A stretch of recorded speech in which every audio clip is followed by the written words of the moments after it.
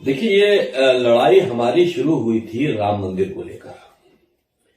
और जब मैं शिया सेंट्रल वक्फ बोर्ड का चेयरमैन था और सुप्रीम कोर्ट में केस शुरू हुआ दोबारा, तो मेरे पीरियड में शुरू हुआ, तो हमने इन मुसलमानों से ये बात कही कि भाई अब लड़ने की जरूरत नहीं है, ये जमीन जिस पर हम लड़ रहे हैं ये हिंदुओं की है और इनको वापस कर दो। और ये नहीं, सारी वो मस्जिदें जो मंदिर को तोड़कर बनाई गई है वो भी वापस करने की बात करो।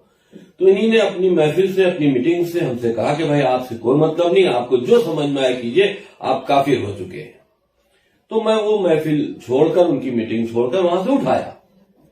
लेकिन उसके बाद हमने सुप्रीम कोर्ट में एक हलफनामा दिया, जो हम कह रहे थे वही हलफनामा दिया कि ये मस्जिद की जगह नहीं है, मंदिर की है, यहाँ अवशेष मिले हैं मंदिर के, लिहाजा इस पर मुकदमा नहीं चलना चाहिए, हिंदुओं चीजों को वापस होनी चाहिए। तो पहली बार हमको इस्लाम से तब निकाला। इस्लाम इनके बाप की खेती है, जब चाहे जिसको चाहे निकाल देते हैं, इससे ये डराते हैं।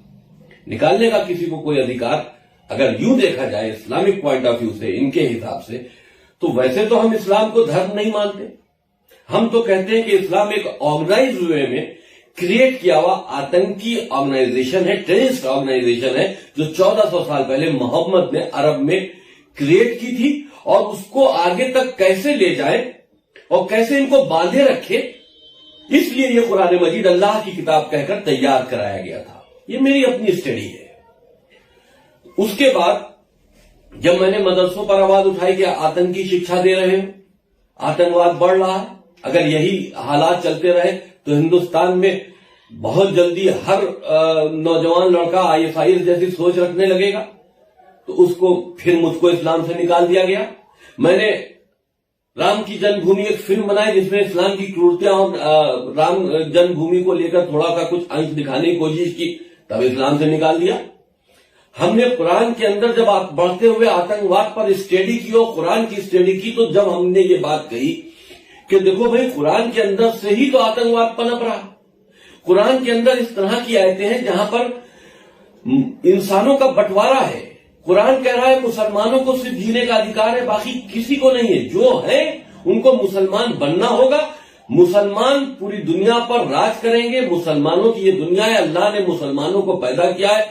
अल्लाह को मानना, अल्लाह के रसूल को मानना और अल्लाह की किताब पर एतकाद करना, उसको मानना, इन तीनों चीजों को जो नहीं मानता है वो काफिर है, और काफिर के खिलाफ अल्लाह ने कुरान में सजा तय की है। और यह भी कहा है कि जो इस्लाम छोड़कर जाएगा उसको भी मारा जाएगा। तो ये कुरान बांधा गया है। जो आतंकी गतिविधि, अब जैसे कि आपने गौर कभी किया कि 1400 साल पहले आया हुआ धर्म आज दुनिया की दूसरी आबादी क्यों है? हर चीज प्लान वे में हुई है। अरब के रेगिस्तान में ऐसा प्लान बनाया गया कि आज उस प्लान के अंतर्गत ISIS जैसी संगठनें पल रही हैं, लश्कर तौबा जैसी संगठनें पल रही, दुनिया की जितनी भी आतंकी संगठन है उसी प्लान पर ही पल रही। आप देखिए कि आबादी, मर्दों को अधिकार दे दिया गया कि जितनी शादियां समझ में आया करो, औरतों को यह अधिकार नहीं है। क्यों? क्योंकि अगर औरत एक से ज्यादा, दो से ज्यादा, 3-4 कर लेगी शादी, तो एक साल में एक ही बच्चा उसकी औलाद हो सकती है। लेकिन मर्द अगर 8-9-10 शादियां करेगा तो वो एक साल में 10 मुसलमान पैदा करेगा।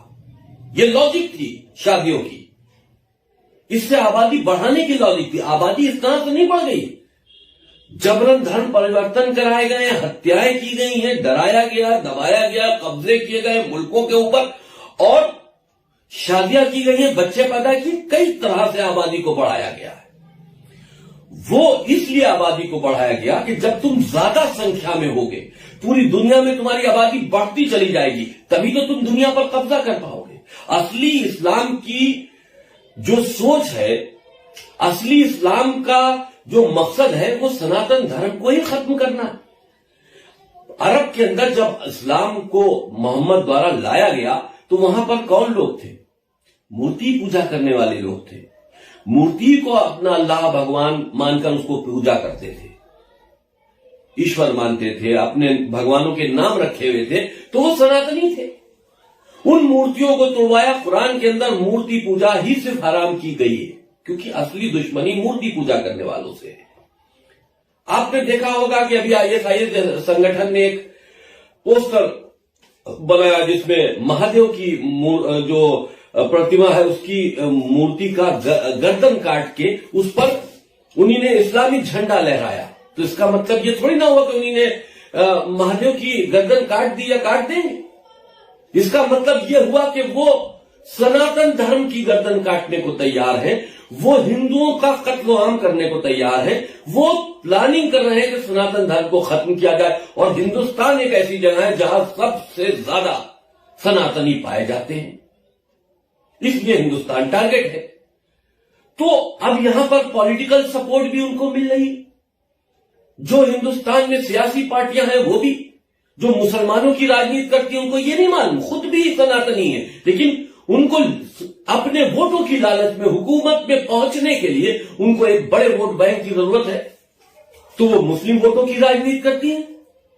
मुस्लिम वोट जो उनको पड़ता है, मुस्लिम वोट कभी भी भारत के विकास के लिए नहीं पड़ता। हमेशा मुस्लिम वोट जो पड़ता है वो हिंदुत्व को हराने के लिए, या हिंदू चेहरे पर जो इलेक्शन लड़ रहा उसको हराने के लिए, या हिंदू जिनको पसंद कर रहे हैं उसके खिलाफ हिंदुत्व वोट पड़ता, मुसलमानों का वोट पड़ता है।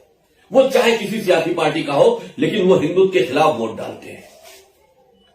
हिंदुत्व के खिलाफ वो मुसलमानों को वोट डाले या उसी हिंदू को वोट डाले जो हिंदू को हरा रहा हो, वो एकजुट होकर वोट करते हैं।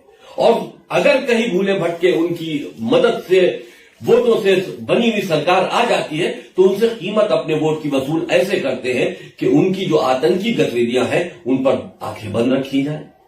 उनको कुछ नहीं चाहिए, विकास कोई मतलब नहीं, महंगाई से कोई मतलब नहीं। उनका सिर्फ मकसद ये हमारे मदरसों में ताक झांक ना हो, हमारे जितने भी कार्यक्रम अंदर अंदर चलते हैं उस पर कोई निगाह न रखी जाए, हमारे जो हम अपने को अंदर अंदर आईएसआईएस जो मजबूत कर रही है उस पर कोई कार्रवाई ना हो, वो लोग ना पकड़े जाएं, ये चाहते हैं वो हुकूमतों से। तो मैंने ये सारी चीजों पे हम रिफॉर्म चाहते थे, हम चाहते थे कि रिफॉर्म किया जाए, हम चाहते थे कि इस्लाम में अच्छी चीजों को लाया जाए और बुरी चीजों को निकाला जाए, लेकिन वो रिफॉर्म करने को तैयार नहीं। हमने पहले पूरे कुरान को गलत नहीं कहा था, हमने 26 आयतों को गलत कहा था। वो 26 आयतें जो कि काफिर को मारने और काटने की बात करती हैं,